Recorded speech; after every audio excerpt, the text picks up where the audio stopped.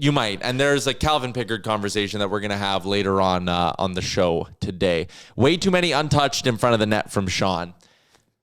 Yes, that's a part of it. Again, game recap coming up in a little bit. Stetcher to waivers. Yeah, we talked about that.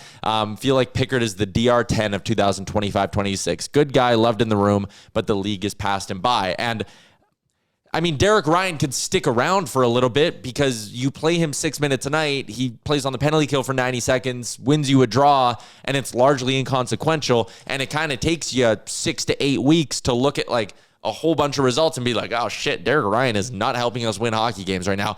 So you send him down. Calvin Pickard, it's a lot more urgent than that because, and again, I'm not going to be someone who talks out of two sides of my mouth here.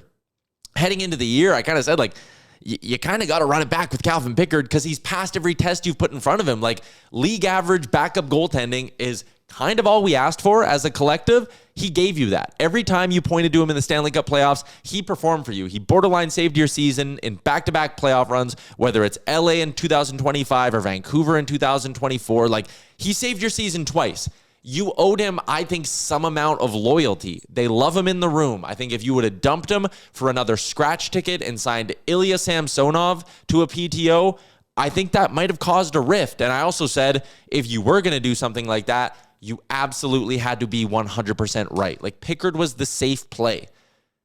It hasn't worked. And now you're at the point where I think if anybody in that room from McDavid on down is going to sit here and be like, oh, we shouldn't have sent down Pickard, you tell them results-driven business. Like you kind of got to shrug at this point. And if you watch that game last night, whether you're on the Oilers or a fan or whatever, I think you kind of go, that's the last straw. At least it's got to be real close to the last straw. And can Stan Bowman make something work?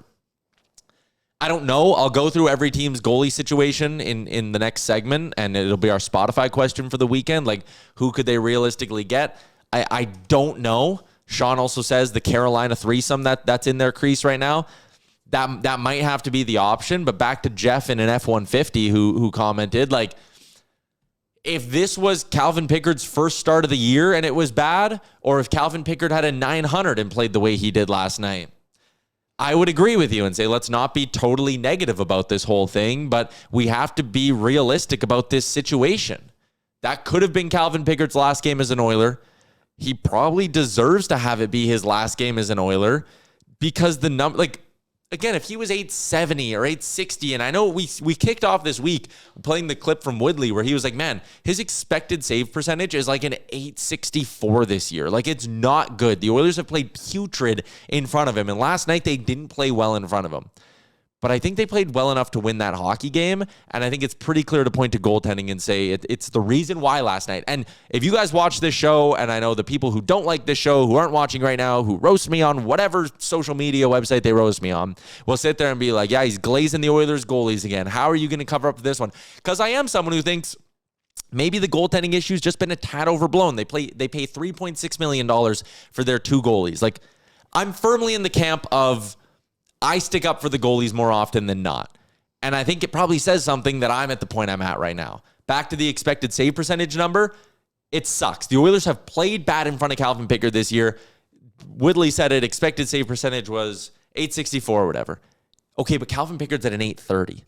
If his expected save percentage was a 900 and he was playing at an 870, we'd have a problem with that. If his expected save percentage was an 880 and he was playing at an 850, we'd have a problem with that. Again, he's getting caved, or they're getting caved when he's in net. Correct. He's also been horrendous, and this is not NHL caliber goaltending that we're getting. And you couldn't have said that a year ago. They were getting NHL caliber goaltending from him a year ago. You could put him in net and go, he will give us a chance to win. He will stop somewhere from 88 to 90% of the shots he faces, and for some reason, the team in front of him always seemed to play well. Well, the what do they call it? The bloom is off the rose here when it comes to how the team plays in front of them. Whatever kind of smelling salts that it gave them, seeing Calvin Pickard on the whiteboard and in the starters crease, leading them out for warm-up, whatever jump that gave them the last year and a half, it is 100% gone now. They play bad in front of him. Before, you could always say they played better in front of him. It was a reason to bring Pickard back. They love the guy. They play hard for him.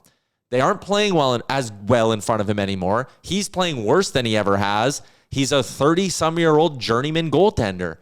you move on. You just have to move on. What could you do? I don't know. Breaking Brad says could have easily been 11-4 with all the posts he lucked out on.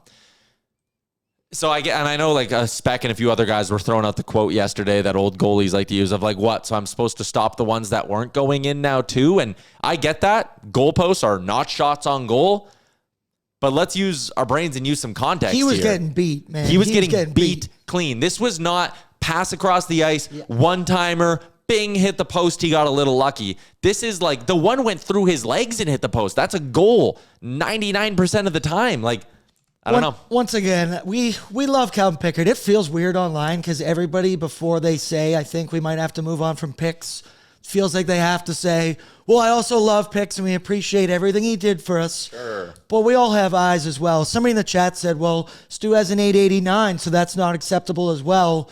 And at least me personally, you've seen the flashes from Stu this season. We've seen him make the timely save, the good one. And while the Oilers aren't playing well in front of Calvin Pickard, which is a stark contrast from last season because we always discussed why the hell does it look like the Oilers try harder in front of Calvin Pickard? That's kind of worn off.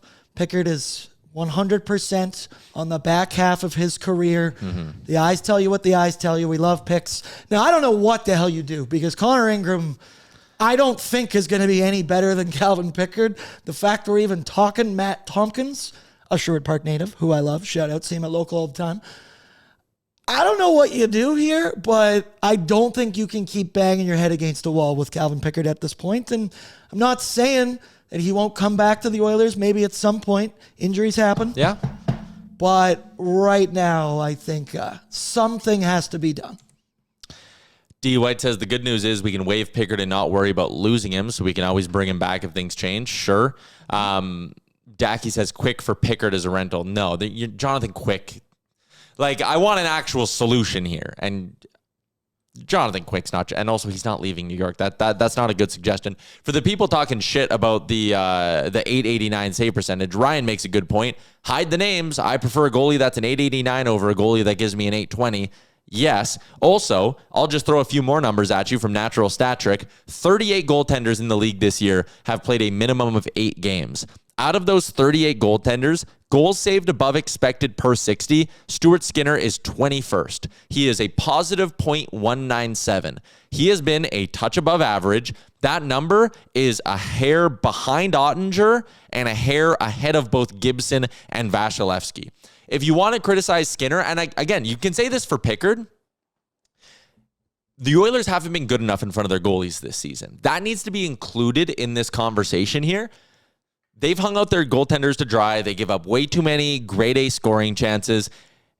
And Skinner's kind of kept his head above water despite all of that. Everyone wants to talk shit about an 889. League average this year, I think, might be down to an 886. If you remove Pickard from that, that's a bad joke to make it this time. But league average this year is 896. If you factor in quality of chances, save percentage above expected this year amongst those 38 goalies, Stuart Skinner is 20th. His save percentage is .034, I should say, better than expected this year. Skinner's done his job. He hasn't been good, but he's been passable and he's done his job, and you pay him $2.6 million. I don't really want to hear any bitching about Stuart Skinner because he hasn't been a problem, at least this year. And before with Pickard, when people roasted him and said Bowman's got to upgrade him, like, I gave it some amount of time to like listen to the arguments, but I kind of sat there and went, he's doing his job. Like, if he keeps doing his job, how hard can you really bitch about him? This year, that's not the case. So, results-driven business. When the results aren't there, I'll change my tune on it. Last year, he was .0055 below his expected save percentage, Calvin Pickard. .0055. Pay a guy $1 million. So he was average as shit for $1 million. That's lovely. Out of the 76 goalies in the NHL last season who played at least 8 games, I don't know why I used 8 games as the number, but he was 58th. Closer to the bottom than the top, but somewhere in that big mush of the middle. Skinner, by the way, was .0006. So a little bit better than Pickard in terms of expected save percentage numbers. I don't know, man. They need a new goalie. And I get everyone's going to point to the Mackenzie Blackwood deal last year and be like, that's the one you missed out on. And maybe this is just because he's in the news, but like the assets they gave up for Blackwood were not, it wasn't crazy, but at the time I was like, eesh, for a goalie like Blackwood who couldn't play a full season to save his life, it felt like. Also, he's injured again right now. If you missed, he's only played 2 games this year for the Avs. What's up, Nation citizens? If you enjoyed today's episode of Oilers Nation Every Day, make sure you hit the subscribe button here on our YouTube to not miss any of our content. We got you covered from interviews, insight, analysis, everything you need to stay up to date on everything around the team. Hit that subscribe button so you don't miss a video.